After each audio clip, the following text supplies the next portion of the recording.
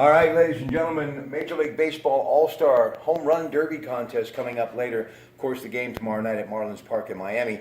But it's all about the Allegheny Health Network program, Medical Frontiers, kicking off tonight's Monday night edition of Rob Pratt here at CBS Radio in Greentree, the home of News Radio 1020 KDK. Dr. Pfeiffer, Dr. Job, going to be talking about esophageal surgery. You can phone in at 866-391-1020.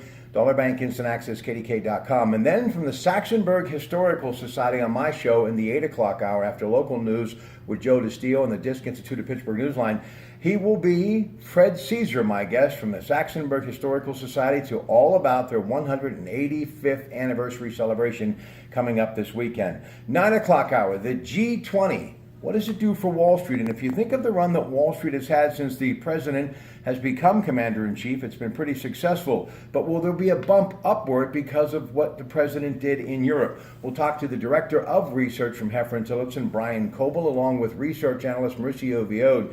And as I mentioned earlier today, Wall Street Journal, this story very intriguing. Warren Buffett's Berkshire Hathaway talking about buying Encore Energy in Texas, $17.5 billion on the table. You know, he's one of the brightest business minds in the world, and if he's thinking energy, we should all be thinking energy. And if you think about it, it means good business. So much so, in this Friday edition of the Wall Street Journal, this story jumped out at me about American oil. It's actually selling worldwide better than our Middle East counterparts. Why? Because it's cheaper. So you think about the future of nuclear energy, you think about coal energy, and if there's more money in the market, that means that we can develop wind and solar energy for the future. But what it also does when you have someone like Warren Buffett thinking about making a transaction in the energy industry, it makes people think how important natural gas could be to the future, and that would create jobs, not only in that industry, but would help also rail, it would help air freight, and yes, it would definitely help the trucking industry, along with employing hundreds of thousands. And of course, when you think about the Shell petrochemical plant, the future is bright. Now, some of the headlines that we're going to be talking about tonight, there are a lot of them to get to.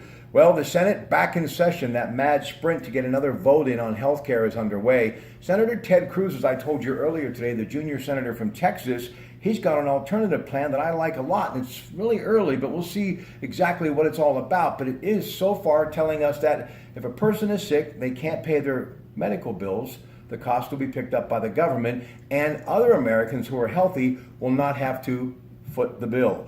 Also on the program tonight, the Kremlin saying they have no knowledge of any meeting with any Russian lawyer and Donald Trump Jr. during the campaign. All of that along with CBS Radio News, top and bottom of the hour, open phones, of course, in which you can join me at 866-391-1020 or Dollar Bank Instant Access, KDK.com. And how long will this rain last? We'll have the latest from AccuWeather throughout the evening as well. So join me, Rob Pratt, Monday night, coming up after the Allegheny Health Network program, Medical Frontiers, on News Radio 1020, KDK. Good evening.